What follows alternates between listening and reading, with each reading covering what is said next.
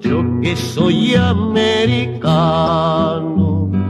no importa de qué país, quiero que mi continente viva algún día feliz. Quiero que mi continente... Buenas tardes a todos y todas.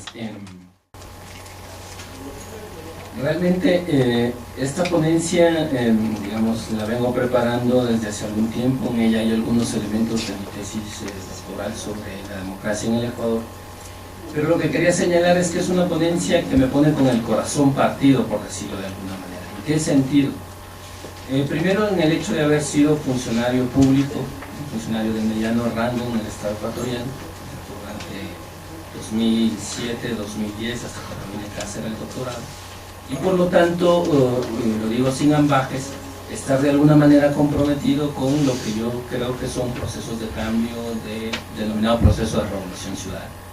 Y decía corazón partido porque antes de ingresar al Estado, trabajé casi durante 7 años como, digamos, como parte del equipo técnico y de capacitación de organizaciones indígenas y campesinas del país. Entonces, digamos, como que ahí se produce una especie de quiebra por estos dos tipos de trabajo que desarrollé antes de venir acá a hacer el doctorado en la UNAM. En esa medida he tratado de asumir más bien un papel, digamos, lo digo entre comillas porque todos sabemos no hay la academia pura que mira, digamos, sin ningún ambaje político, pero he tratado de hacer el esfuerzo de mirar los elementos que llamo positivos o interesantes del proceso de cambio en el Ecuador y desde luego los aspectos negativos. Por eso en mi ponencia la divido en 3 niveles. La primera, una serie de hipótesis sobre el Ecuador, que en algunos casos son muy conocidas, pero me van a permitir explicarle la magnitud de los cambios. El segundo elemento es los elementos positivos que yo denomino, o la magnitud de los cambios de la Revolución Ciudadana, y tercero, las críticas que se puede hacer a este proceso. Entonces empiezo básicamente la ponencia.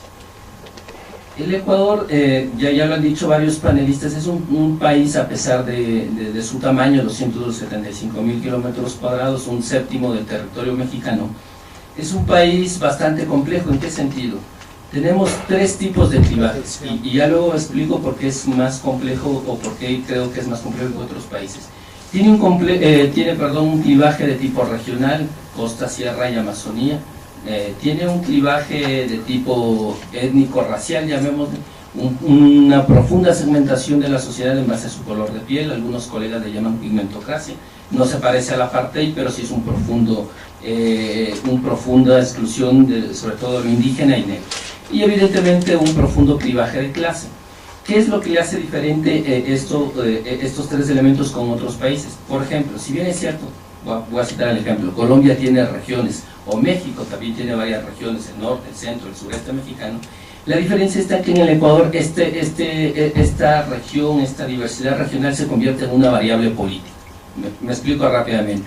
En el Ecuador no puede haber un candidato a la presidencia de la República que sea de una región y el vicepresidente que también sea de la misma región. Voy a poner el ejemplo, Rafael Correa es un presidente que viene de la región de la costa y su vicepresidente es de la sierra. E históricamente es así, no puede haber un presidente y un vicepresidente que sean de la misma región por el profundo clivaje regional. De tal manera que hemos llegado a momentos incluso en que los presidentes han ganado solamente con el peso población, con la votación del peso de una región, ¿no? Entonces, no es que otros países no tengan regiones, pero en el Ecuador se convierte en una variable política. El tema de la exclusión étnica, para todos conocidos, y el tema de clase, de tal manera que tenemos una sociedad, siguiendo a Zabaleta, tomando el ejemplo de Bolivia, una sociedad, diremos, abigarrada, donde el color de piel va a coincidir con tu clase social. Eso también es bastante evidente. Una cuarta característica que quería explicar al Ecuador es su débil desarrollo capitalista, que no es ninguna novedad. Un modelo primario exportador basado primero en el café, cacao, banano, flores, camarón, petróleo, etc. El quinto elemento es la existencia de una oligarquía, y aquí quiero remarcar este elemento porque a veces se suele olvidar este punto, ¿no? Sobre todo en lecturas desde países, llamémosle, un poco más grandes, ¿no? Digamos, cuando se piensa en oligarquía, generalmente en el caso mexicano, se piensa en la liquidación o el cierto digamos, desaparición, por poner de alguna manera, de la oligarquía mexicana a partir de la Revolución Mexicana. O cuando se piensa en Bolivia, se piensa el fin o la limitación del poder oligárquico en la Revolución del 52. O cuando pensamos en Costa Rica, pensamos el fin de la oligarquía después de la Guerra Civil en los años 40. En el Ecuador hay una marcada diferencia, puesto que no ha habido un proceso de liquidación o de detenimiento o de anulación del poder oligárquico. De hecho, desde 1912 hasta la actualidad, me atrevería a decir, evidentemente con variantes, no digo que la oligarquía de 1912 sea la misma que ahora, la oligarquía pervive en la sociedad ecuatoriana, ha mutado, pero no hemos tenido un proceso revolucionario al estilo del 52 o al estilo de 1910 que liquide y ponga en jaque a las élites oligárquicas. Y entonces ahí hay otro elemento que me gustaría mencionar. Y el último, la no formación de una nación. Digo esto pensando en México, ¿no? A nosotros los ecuatorianos nos pasa que cuando nos preguntan, oye, ¿y cuál es el plato típico de Ecuador? Entonces, por poner solo un ejemplo vago, no quiero decir que este sea la expresión de la nación. Entonces los ecuatorianos que estamos de diferentes regiones nos quedamos pensando. Y yo digo, pues, por decir un plato, el yapingacho. Y de pronto salta una compañera que es de la costa y dice, no, el ceviche. Y un amazónico te dice, no, es las yucas con maito, tu pescado de río. ¿A qué me refiero esto? Es que la profunda clivaje regional, clasista, étnico, le ha impedido constituir una nación, por lo menos en los sentidos que estamos pensando de la nación moderna, ¿no? Voy a poner otro ejemplo para mostrar lo que quiero decir. En Ecuador no tenemos una sola fecha de celebración de las fiestas patrias. Tenemos 3 fechas. Cada una corresponde a una de las regiones del país. El 9 de octubre en la costa, en Guayaquil, el 10 de agosto en Quito y el 3 de noviembre en la Sierra Sur, Cuenca. Lo cual evidentemente también explica la existencia de 3 élites regionales de carácter neoligárquico y la imposibilidad de tener una élite nacional o convocación nacional que le imprima, siguiendo las lógicas de los años 70, una estructura nacional o un sentido nacional. Entonces, tienes este país complejo que, digo, me demoro un poquito, lo repito, no es nada desconocido para mucha gente, pero que me permite explicar lo que está pasando ahora en el proceso de revolución ciudadana.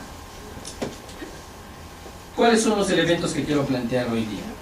Uno, al no tener, son 6 hipótesis en realidad que planteo. Uno, en el Ecuador, a diferencia de Bolivia y México o Costa Rica, no hubo una fase, por lo menos visible, de clausura de la fase oligárquica, o por lo menos de las élites oligárquicas. Existe la pervivencia de una neoligarquía. 3, durante los 80 y los 90, y aquí viene una parte que me gustaría debatir, que es bastante polémica, no hubo neoliberalismo en el Ecuador entendido en el concepto puro. Me voy a explicar más adelante. 4, la revolución ciudadana sí es una revolución tomando el contexto ecuatoriano. Y 5, la revolución ciudadana o el proceso correísta, como quieran llamarlo, no es un hecho inédito en el proceso ecuatoriano, más bien es una de las tantas fases de modernización que ha experimentado el país. Entonces, voy a intentar demostrar estas 6 hipótesis. Primero, cuando me refería a que no había una clausura de la élite oligárquica y la pervivencia de las oligarquías hasta bien entrado el 94-95, me refiero a que, por ejemplo, las élites oligárquicas medraron del Estado hasta bien entrados, qué sé yo, hasta el 2004 o 2005, atraparon el Estado en una especie de Estado botín, ¿no? Capturaron el Estado y de ahí apalancaron sus mecanismos de acumulación capitalista. Y aquí viene la segunda hipótesis. Y aunque su discurso era neoliberal, ojo, y aunque su discurso era neoliberal en el sentido de que el mercado se convertiría en el eje regulador de la vida social, sus prácticas para nada eran neoliberales, eran de tipo corporativo y asaltando el Estado. Entonces es un neoliberalismo bastante particular, porque el neoliberalismo presupone, al menos en sus planteamientos teóricos, que el mercado regularía la vida social y que la privatización de lo público daría una eficiencia, lo cual generaría empleo y generaría derrame económico, al menos en los postulados. En los hechos, el neoliberalismo ecuatoriano se convirtió en un asalto al Estado. Es decir, es una élite que tiene un discurso neoliberal, pero que en la práctica asalta el Estado, lo toma como un botín y de alguna manera intenta repartirse las empresas privadas o el tesoro público, ya vemos, pero no lo consigue porque, como he mencionado, son 3 élites. Y ahí viene un cuarto elemento que no se me va a escapar, desde luego, es el papel del movimiento indígena, los movimientos sociales, en detener este intento, este saqueo del Estado, ¿no? Esta élite corporativizó el Estado. Voy a poner un ejemplo. Hasta antes del 2006, de las 200 y pico instituciones estatales que tenía el Ecuador. No recuerdo exactamente la cifra ahora. 166. 166 tenían una representación directa de los gremios empresariales. Es decir, la política pública en el Ecuador, cualquiera venía o era tomada de manera directa por los gremios empresariales. Cito un ejemplo muy rápido. Por ejemplo, el Consejo Nacional del Banano, una de las tantas instituciones públicas que se dedicaba, mejor dicho, a legislar la política pública sobre el banano y los precios. De los 5 representantes de esta institución, 3 vienen del sector exportador, 1 de los grandes bananeros y 1 venía de los pequeños productores bananeros. Es decir, el Estado de los años 80 y de los 90 ecuatorianos es un Estado corporativo, cooptado por las élites neoligárquicas o oligárquicas, como quieran, no en el sentido peyorativo, que las utiliza para apalancar el Estado. Desde luego esto provocó, como todos sabemos, mayor pobreza, mayor desempleo, los índices son bastante elocuentes, y en esto jugó un papel importantísimo el movimiento indígena, que evitó un mayor saqueo, una mayor conversión del Estado en botín. Otro elemento que hay que destacar y que se pierde mucho de vista es que el movimiento indígena, si bien fue la columna vertebral de la movilización contra este ajuste estructural, esta captación del Estado, también hay una importante participación de la clase media quiteña en esta serie de movilizaciones, sobre todo en las caídas presidenciales. De hecho, si ustedes revisan bibliografía, muy pocos autores mencionan el papel de la clase media en la caída, por ejemplo, de Bucarán, ¿no es cierto?, de un presidente, o en la caída de Lucio Gutiérrez, donde, ojo, el movimiento indígena tuvo una participación secundaria, a diferencia de el protagonismo que tuvo durante la caída de Maguara. Esto también llevó, desde luego, a una deslegitimación de los tradicionales partidos políticos, una población permanente movilizada, hastiada y fastidiada con el sistema, etc. En el 2006 irrumpe el proceso de revolución ciudadana. ¿Qué implica este proceso de revolución ciudadana? Primero, hay que entender, Carlos presentaba hoy en la tarde y yo tenía unas estadísticas que hoy no las voy a presentar. Hay que entender primero que se trata de la emergencia de una clase media ecuatoriana, la que esta vez ocupa el Estado. Si uno puede mirar los funcionarios públicos del gobierno correísta, se va a dar cuenta que la mayoría son de extracción de clase media, y un punto interesante, la mayoría viene de universidades privadas, no de universidades públicas. Digamos, por ahí podría haber uno de los puntos a comentar este proceso. Se trata también de, en las elecciones del 2006 lo que se produce es una polarización de la sociedad ecuatoriana, porque tienes a 2 candidatos, a Correa, ¿no es cierto?, que representa, más allá de lo que definamos, la posibilidad de cambio, y tienes a Álvaro Noboa, el magnate más rico del país, como candidato. Entonces tienes esa disyuntiva. El hombre más rico del país, acusado de no pagar impuestos, de sobreexplotar a los trabajadores en sus miles de hectáreas bananeras, y Rafael Correa, que aparecía como el candidato joven con la esperanza de cambio, ¿no? Entonces se trata de una elección de tipo polarizado. ¿Qué implica el triunfo de Correa en términos ya concretos, pero en el ámbito político, económico y social? En el ámbito político implica, y esto es importante, implica el acceso al poder por primera vez en la historia del Ecuador de un presidente que logra ganar, valga la redundancia, la elección presidencial con una votación de carácter nacional. Había comentado antes que la fragmentación del Ecuador llevaba a que la mayoría de presidentes solo ganen con la votación de su región. Correa es el primer presidente, además costeño, que logra una votación homogénea en las 3 regiones y no solo en la suya. Esto es una cosa importante para entender. Segundo, significa una derrota histórica de la expresión política del movimiento de la CONA y el Pachacuti. Es interesante, yo tengo aquí unos datos, los voy a leer, ¿no es cierto? El candidato presidencial en aquella época, Luis Macas, obtiene un 3% de la votación en la primera vuelta electoral, y en las provincias de mayor peso indígena, por ejemplo, Chimborazo, Tungurahua, Imbabura, el candidato llega a obtener apenas el 2% de la votación. Eso nos está también diciendo algunos elementos que por lo menos en el ámbito electoral el movimiento indígena no logra captar la potencia de movilización, ¿no es cierto? De hecho, en varios pueblos y poblaciones indígenas ganan candidatos de la derecha, ojo, ¿no? Significa también, en términos políticos, la liquidación casi completa de lo que en Ecuador se llama la partidocracia, este sistema de partidos fragmentados. De hecho, por ejemplo, en las últimas elecciones, la representación de los partidos tradicionales de izquierda democrática, Partido Social Cristiano, Partido Socialista, apenas creo que llega no estoy muy seguro la cifra, pero no llega ni al 8%. Hay una abrumadora votación por los candidatos de la Revolución Ciudadana. Y en este contexto de polarización no podría faltar, los medios de comunicación se convierten en claros y evidentes voceros de la oligarquía. De tal manera que cuando uno entra a internet y puede mirar los periódicos ecuatorianos, parecería que tenemos un presidente que es peor que Álvaro Uribe Vélez. De hecho, yo he llegado a escuchar a compañeros decir que la Revolución Ciudadana, más allá de sus limitaciones, es casi una versión remozada del neoliberalismo autoritario expresado en Álvaro Uribe Vélez, ¿no? Entonces, ¿cuáles han sido las transformaciones, a mi modo, importantes en el proceso de Revolución Ciudadana, como para ir ya cerrando esta ponencia? Voy a citar algunos ejemplos, más que dos. En el ámbito económico, las cifras son bastante elocuentes, solo las voy a presentar de manera... Voy a presentar algunos gráficos para hacerlo más...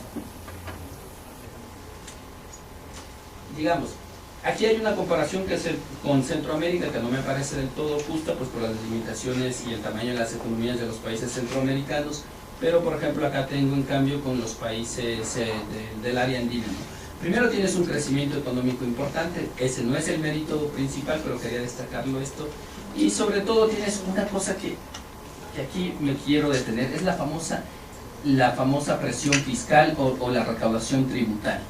Generalmente la política tributaria es la que suele definir el carácter de los gobiernos. Lastimosamente se me escapó colocar aquí la presión tributaria de México. Hoy la presión tributaria en México es 10%. ¿Qué significa eso?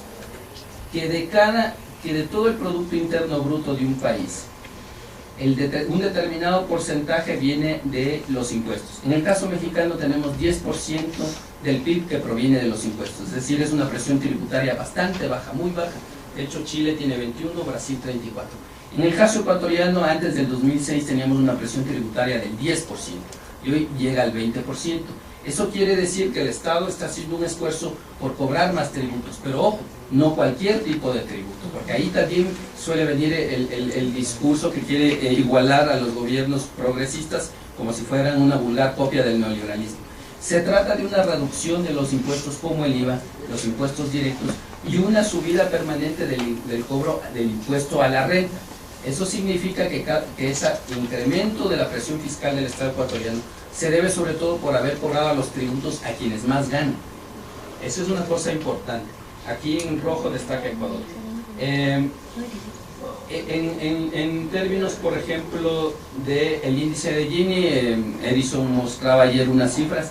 Digamos, no es el ideal que se plantearía una sociedad, pero por ejemplo podemos ver la disminución. Lastimosamente no tengo no he puesto los datos de la barra roja, pero como ustedes pueden ver hay una notable disminución del índice de Gini, ¿no? Entonces hay elementos de la política económica que son interesantes. Yo podría resumirlos como, y ahí concuerdo con la mayoría de analistas, se trata de una política que podríamos caracterizar de tipo neodesarrollista o neo-keynesiana. Es evidente que es una política neo-keynesiana, neodesarrollista, y en esto sí es como reeditar a las propuestas, a las viejas propuestas de los años 50 y 60, las propuestas cepalinas de industrialización por sustitución de importaciones. Hay algunas variantes, pero insisto, esto en un contexto como el ecuatoriano, oligárquico, de profundos clivajes étnicos, raciales, de profunda desbaratamiento del Estado, evidentemente son un avance importante. Otro elemento, por ejemplo, la eliminación de todas las ideas neoliberales, por ejemplo, la idea de un banco central autónomo, que ha sido el eterno discurso del neoliberalismo, ¿no? La idea de que la economía la manejan los técnicos y no la política, la idea de que la política no tiene nada que ver con la economía, la idea, por ejemplo, de una regulación de la banca pública y la creación, la regulación de la banca privada y una creación de una banca pública. Voy a poner dos ejemplos. Hoy en el país no se cobra absolutamente nada en el sistema bancario, ni por retirar dinero, a menos de que no sea tu cajero, ni por todos los servicios como revisar por internet, por pedir tu estado de cuenta, y de hecho se logró bajar las tasas de interés, que en dolarización son una locura, como del 30 al 12%. Evidentemente todos estos avances que yo señalo no son la revolución socialista del siglo XX, no son la revolución socialista como estaba pensada en los términos digamos, de los años 70 y de los años 80, la socialización de los medios de producción. Evidentemente esto no es la revolución socialista, pero si tenemos un contexto oligárquico donde una élite mafiosa financiera asaltó el Estado ecuatoriano y medró de este Estado, con profundos clivajes étnicos regionales y con una pobreza y extrema pobreza que llegó a sumar el 70%, reducir los índices de pobreza al 35%, el reducir el índice de Gini, el recuperar el papel del Estado como elemento de la planificación, el generar salud y educación gratuita, evidentemente es un avance en este contexto ecuatoriano que les he señalado. Otro elemento en el ámbito político, otro elemento importante es la descorporativización del Estado. Les había señalado que había 166 instituciones que estaban directamente comandadas y dirigidas por los sectores productivos. Y en la política internacional, no pretendo hacer una lista de un checklist, pero voy a nombrar algunos elementos, incluso más allá del discurso, ¿no? Porque otro de los elementos que se plantea como crítica a los gobiernos, llámale progresistas, neoliberales, es que supuestamente su discurso iría por un andarivel, que algunos hasta le dicen populista, ¿no es cierto?, por un andarivel, y su práctica política, su práctica económica iría por otro andarivel, ¿no? Entonces, digamos, en el ámbito de la política internacional, tú tienes, voy a poner el ejemplo de la base de Manta. Ustedes saben bien que, por ejemplo, en el caso hondureño tienen una base que es la de Palmerola, o en el caso colombiano 7 bases norteamericanas en el territorio. En el ámbito de la política, la salida de la base de Manta es uno de los logros más importantes. Y aquí voy a reseñar un chiste que suele hacer Correa, ¿no? que solía hacer con este elemento. Y decía, bueno, si los norteamericanos quieren quedarse en la base de Manta, quieren que renegociemos y quieren que continuar en la base, pues la única condición es que el ejército ecuatoriano pueda colocar una base ecuatoriana en Miami, un poco para mostrar que la política soberana estaba en marcha, ¿no? Aparte tenemos una serie de nuevas leyes de recursos hídricos y ya me voy a detener en esta porque es uno de los puntos principales de crítica a los gobiernos progresistas. Una serie de nuevas leyes como recursos hídricos, de comunicación, de educación, de servicio público, de registro de datos, descentralización territorial, auditoría de frecuencias, comisión de la verdad, ley de educación superior, etcétera, etcétera. Serían largo enumerar, pero me voy a detener en algunos. El de la auditoría de frecuencias, por ejemplo. Una de las nuevas leyes establece que si tú eres banquero no puedes tener medios de comunicación. En el Ecuador había un maridaje entre el sistema financiero y los emporios mediáticos, de tal manera que los emporios mediáticos eran una caja de resonancia del interés financiero. Hoy día eso no existe. En el caso, por ejemplo, voy a nombrar de la ley, pensemos, de la Comisión de la Verdad, se ha empezado ya a investigar algunos casos. Evidentemente nosotros no tuvimos un problema de guerra civil como lo tuvo el Perú, Guatemala o la misma Colombia, ¿no? La reformulación de los servicios de inteligencia y de las Fuerzas Armadas, la eliminación de la representación corporativa, sobre todo de las élites guayaquileñas en una serie de instituciones, como por ejemplo las famosas, se me escapan el nombre, las famosas corporaciones o las famosas fundaciones, un modelo de la élite oligárquica guayaquileña donde se extorsionaba al Estado. Entonces digo, los cambios han sido evidentes, las cifras, digamos, pueden sostener algunos elementos, y evidentemente yo no voy a dejar de señalar las críticas a este tipo de intervención, ¿no? Insisto, mi hipótesis aquí, tengo 3 minutos y ya lo voy cerrando. Mi hipótesis acá es que evidentemente no se trata de una revolución socialista, ¿no es cierto?, y menos un mecanismo de socialización de los medios de producción. De hecho, digamos, a diferencia de lo que me planteó la doctora anteriormente, la idea de la reforma agraria en el Ecuador está en ciernes, pero en un contexto oligárquico, estos intentos de modernización social dentro del capitalismo, evidentemente tampoco es que son modernizaciones fuera del capitalismo, sí constituyen un avance. Los límites. Movimiento País, evidentemente el movimiento del gobierno es una plataforma electoral que carece de organicidad, es un movimiento donde la voz cantante la tiene el presidente, es decir, ahí no hay una decisión desde los sectores sociales que se traduzca en una política. Hay una escasa participación ciudadana, a pesar de que el proceso se llama la Revolución Ciudadana. Es un proceso más basado en la popularidad del presidente. Evidentemente hay también un copamiento de los poderes del Estado por Alianza País. Existe una conducción centralizada y personalizada del gobierno por parte de Correa. Evidentemente también hay rasgos de personalismo, caudillismo, que además no es una cosa particular de Correa, son unas condiciones estructurales de la política latinoamericana. También hay una moral religiosa y conservadora dentro del gobierno. Uno puede ver las posturas de Correa con respecto al aborto y con respecto al matrimonio entre personas del mismo sexo. Y finalmente quisiera decir, hay también una especie, y ahí coincido con algunas de las presentaciones, hay una especie de lo que yo llamo arrogancia tecnocrática, ¿no? Había dicho que este es un gobierno de las clases medias, la mayoría de los funcionarios públicos son tecnócratas de altísimo nivel. Claro, ahí hay una similitud con las épocas del neoliberalismo, y hay una arrogancia tecnocrática que no logra del todo procesar y dialogar las demandas que vienen desde algunos sectores sociales. También hay que señalar, y con esto concluyo, que hay una reacción conservadora contra este cambio que puede ser tibio, que es dentro de los marcos del capitalismo, una reacción conservadora, ojo, no solo desde la derecha, sino también desde los gobiernos que se consideran de izquierda moderna, izquierda progresista, izquierda pensante, izquierda inteligente. Y cierro con esta idea.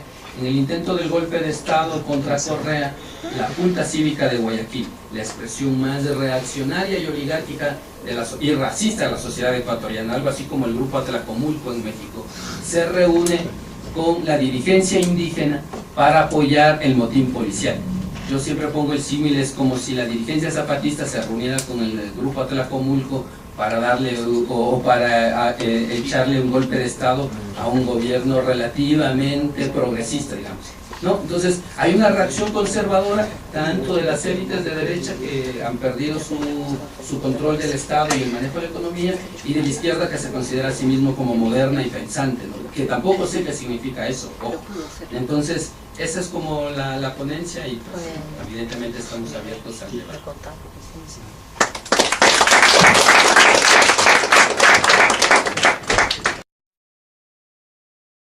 Que llamo positivos o interesantes del proceso de cambio en el Ecuador, y desde luego los aspectos negativos. Por eso en mi ponencia la divido en tres niveles. La primera, una serie de hipótesis sobre el Ecuador, que en algunos casos son muy conocidas, pero me van a permitir explicarle la magnitud de los cambios. El segundo elemento es los elementos positivos que yo denomino, o la magnitud de los cambios de la Revolución Ciudadana, y tercero, las críticas que se puede hacer a este proceso. Entonces empiezo básicamente a la ponencia.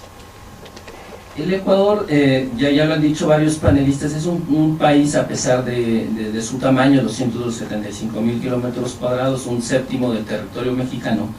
Es un país bastante complejo. ¿En qué sentido? Tenemos tres tipos de clivajes, y ya luego explico por qué es más complejo, o por qué creo que es más complejo que otros países. Tiene un clivaje de tipo regional.